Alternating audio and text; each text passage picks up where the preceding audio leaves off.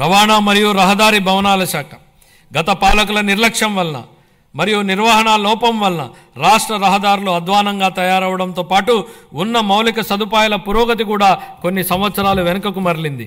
రహదారుల పునరుద్ధరణకు చేపట్టినటువంటి పాట్ హోల్ ఫ్రీ ఆంధ్ర గణనీయమైన పురోగతిని సాధించింది.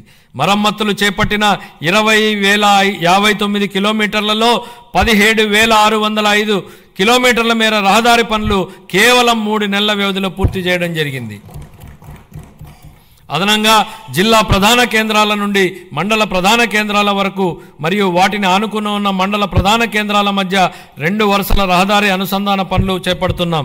వీటిలో భాగంగా ఆంధ్రప్రదేశ్ మండల అనుసంధాన మరియు గ్రామ అనుసంధాన మెరుగుదల ప్రాజెక్టు మరియు ఆంధ్రప్రదేశ్ రహదారులు మరియు వంతెనల పునర్నిర్మాణ ప్రాజెక్టుల కింద 2,522 కిలోమీటర్ల రహదారి విస్తరణ పనులు మరియు 464 వంతెన నిర్మాణ పునర్నిర్మాణ పనులు ఉన్నాయి.